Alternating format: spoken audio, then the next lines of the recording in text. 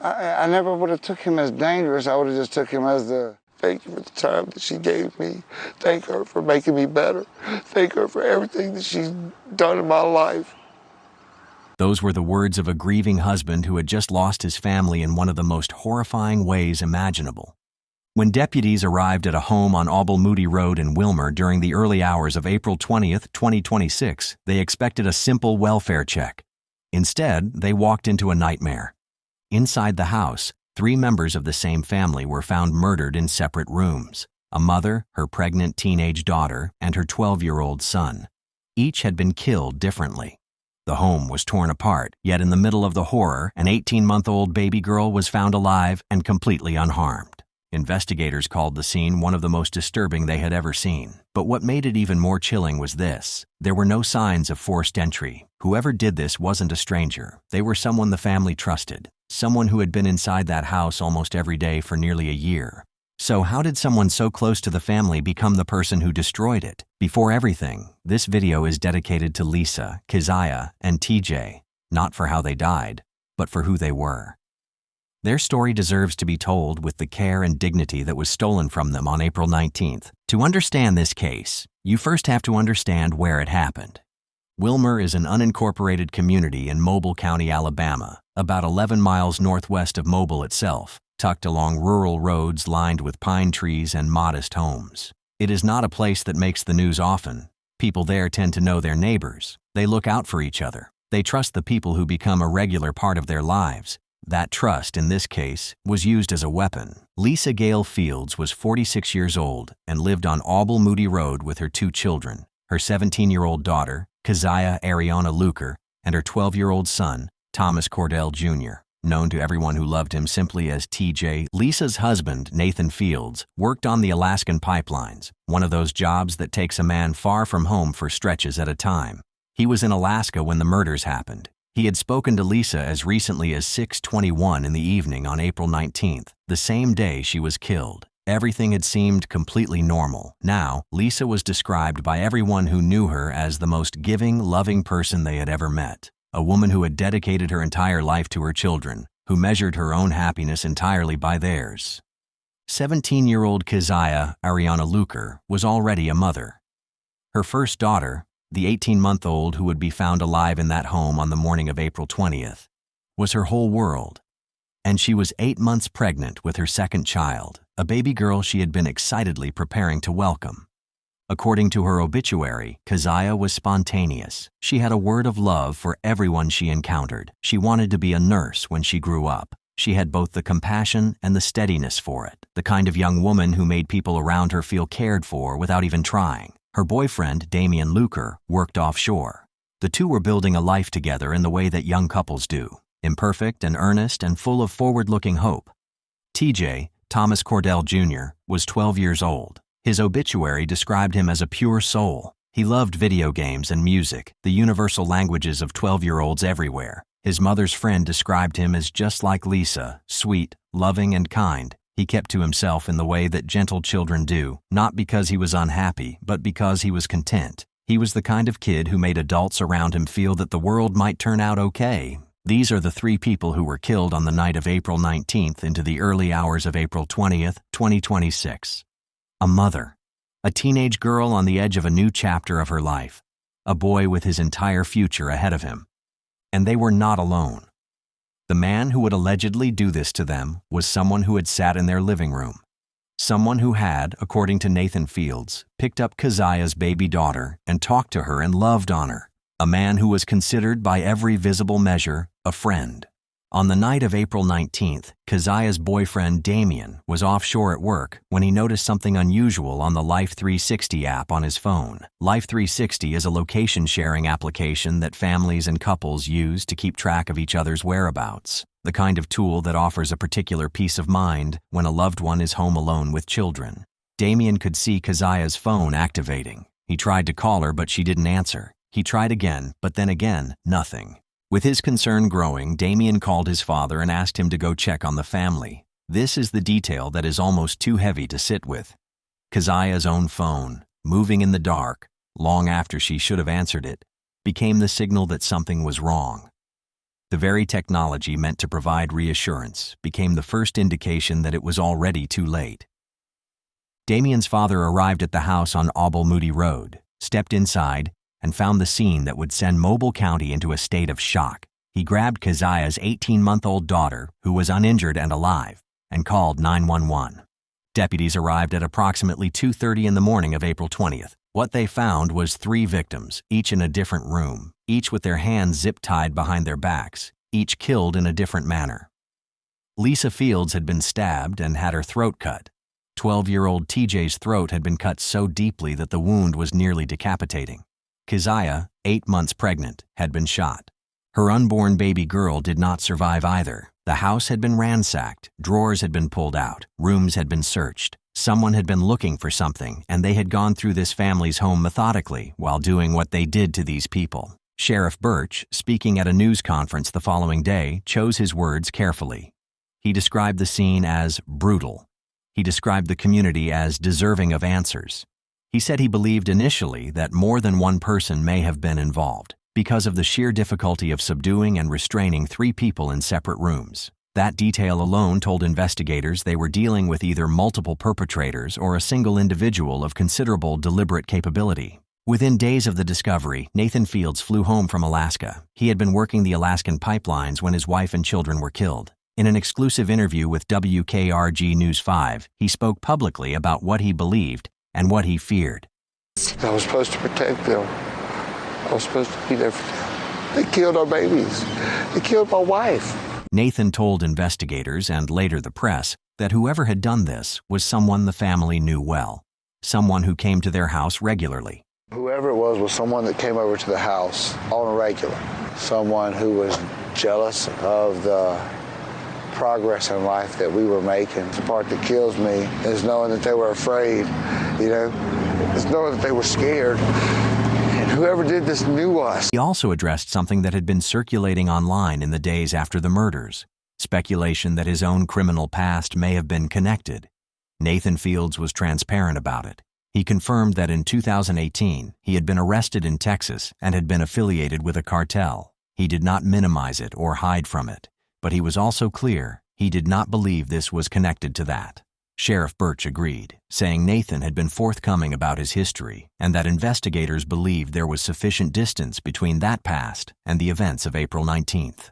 With this information, investigators immediately understood they were not looking for a stranger. The door had been opened willingly. Someone in that house had seen who was standing outside that night and felt no reason not to let them in. That shifted the entire direction of the investigation from the very first hours. Detectives began working through the network of people connected to the Fields family. Friends, neighbors, regular visitors, anyone who had spent real time at that house. They conducted interviews. There was also the question of the vehicle. Investigators established that on the night of the murders, the person they were building a case against had not been driving his own car. He had been using a tan-colored Mercury that belonged to a neighbor. Why borrow a neighbor's car rather than use your own? In the context of everything else, the no forced entry, the targeted search, the deliberate nature of the crime, that detail suggested a level of forethought. Someone who did not want his own vehicle seen near that house on that particular night. And then came the detail that Sheriff Birch would later describe as the cornerstone of the timeline. Through their interviews and investigation, detectives established that William Graham Oliver, a 54-year-old man who lived approximately 11 miles from the crime scene, had been at the home on Auble Moody Road on the evening of April 19th, around 7:30 p.m. The family was alive when he arrived. By the early hours of April 20th, 3 of them were dead. Birch called it a very, very tight timeline. That is law enforcement language for he was there, and then they were gone, and there is very little space between those 2 facts. By April 28th, 8 days after the bodies were found, detectives had gathered enough to move. They had the timeline placing Oliver at the scene the night of the murders. They had the borrowed vehicle. They had the physical evidence being processed. They had the witness accounts describing his relationship with the family. They had a criminal history dating back to 1990, built almost entirely on theft and property crimes, a history that aligned directly with the robbery motive prosecutors now believed had driven him to that house. That morning, investigators spotted Oliver driving near his home in Wilmer and pulled him over. It was calm. There was no chase, no confrontation, no resistance. Oliver was taken into custody without incident. Almost simultaneously, SWAT teams executed a search warrant on his home. Reporters on the scene watched as detectives carried out at least 6 large bags of what authorities described as supporting evidence. A vehicle was towed from the property. Oliver was transported to the Mobile County Administration Building, walked to Metro Jail, and charged with 8 counts of capital murder. We're starting with breaking news at 5. I'm Lenise Lagan. And I'm Cameron Taylor. The Mobile County Sheriff's Office making an arrest in the Wilmer family murder case. Yeah, we brought you this news live during Fox 10 News at 4. Our coverage continues now with our Natalie Williamson. And Natalie, you were there when they took the suspect, William Graham Oliver, to jail.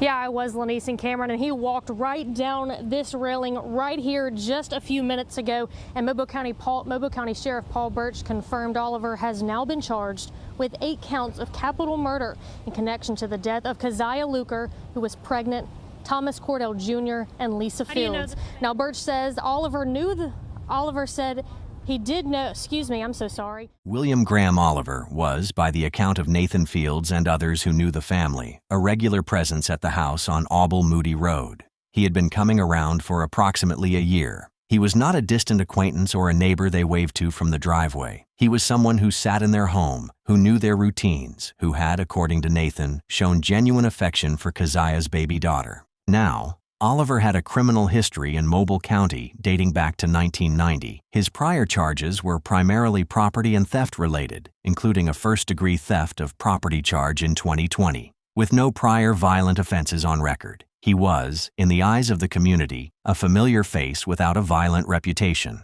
A man you might not fully trust, but not a man you feared. That perception, it appears, may have cost 3 people their lives. According to court records and statements made by prosecutors at Oliver's bond hearing, Oliver allegedly entered the home on Auble Moody Road on the night of April 19th with the intent to rob the family. The motive, prosecutors believe, was theft, though the specific item or items he was allegedly searching for have not been publicly disclosed. What they have said is that the ransacked state of the home, the methodical search of multiple rooms, and the physical evidence recovered from Oliver's property all point toward a robbery that became something far, far worse. Sheriff Birch confirmed that investigators were aware of what Oliver had allegedly been looking for that night and believed they understood his full motive, but he declined to release those details publicly at that stage of the investigation. He also confirmed what many had found difficult to believe, that one person was, at this point, believed to be solely responsible for the murders of all 3 victims. The same individual who had zip-tied each of them in separate rooms, who had used both a bladed weapon and a firearm, and who had left a toddler alive and unharmed while committing acts that the state's top prosecutor would later describe as among the most horrific he had seen in his career. On April 30th, 2026, William Graham Oliver appeared before Judge Brandy Hambright for a bond hearing. He had entered a plea of not guilty on all charges. His attorney, Bucky Thomas, acknowledged the obvious. Bond was not going to be granted.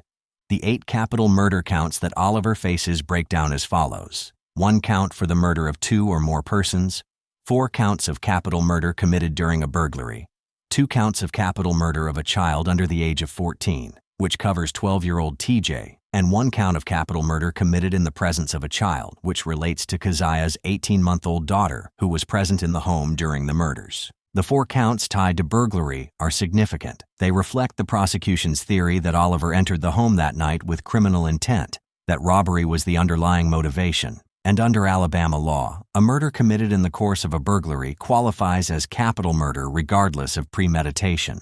The district attorney's office announced formally that it would seek the death penalty. Oliver's defense attorney, who had been appointed only recently at that point, said his client was maintaining his innocence and that he believed the state's case would face serious scrutiny during preliminary proceedings. There's a lot that doesn't add up, defense attorney Tom Walsh told Fox 10 News. He said the state would have a lot of explaining to do once the preliminary hearing took place and evidence was examined more critically. That hearing, initially scheduled for May, was subsequently moved to June 2026. As of the recording of this video, William Graham Oliver remains in custody at Metro Jail without bond. He has not been convicted of any crime and is presumed innocent until proven guilty. The case remains in its pretrial stages, and the full picture of the evidence against him has yet to be tested in open court. In the days immediately following the discovery of the bodies, Auble Moody Road became something else. Balloons, stuffed animals, Flowers placed at the edge of the property by people who had never met the family but understood, without needing any further explanation, that something sacred had been destroyed. A GoFundMe campaign raised nearly $9,000 to help cover funeral costs and support the children and relatives left behind. On April 29, 2026, just 9 days after the murders, Lisa, Keziah, and TJ were laid to rest at Serenity Memorial Gardens on Old Pascagoula Road in Mobile. The service was open to the public, and the community showed up, because that is what communities do when something like this happens. They show up, even when words fail them entirely. Keziah's 18-month-old daughter is now in the care of relatives. She will grow up knowing the name Keziah Luker and hearing stories about who her mother was, the spontaneous girl who always had a word of love, who wanted to be a nurse, who was so excited to bring a second daughter into the world. She will grow up knowing that she was the one who was spared, and that the reason she had to be spared is the heaviest truth of this entire case. TJ's friends and classmates are left without the boy who loved games and music, the pure soul who never gave anyone a reason to raise their voice or look twice. He was 12 years old. Lisa Field's friend Mandy Evans said it simply, "She would get you up when you were down and keep you up when you were already there." A woman like that leaves a hole that cannot be filled by anything except memory and the deliberate choice to carry forward what she gave. Nathan Fields, working thousands of miles away when the people he loved were killed, has had to carry something that no one should ever have to carry, the knowledge that he was not there, and the rational understanding that there was nothing he could have done, existing alongside the irrational weight of grief that does not care about rational understanding. This case is still unfolding. A trial has not taken place. A verdict has not been reached. What we know with certainty is what the evidence shows and what investigators have stated publicly, and what is certain is the fact of the loss itself, which requires no verdict to be real. But there is something in this case that sits differently from the cases where a stranger commits violence. When a stranger does something terrible, the world feels dangerous in a diffuse, uncontrollable way. When someone known, someone welcomed, trusted, treated with ordinary daily kindness is the one who does it, the damage goes deeper. It makes you audit every relationship. It makes you ask how well you actually know the people in your life. Nathan Fields said it plainly.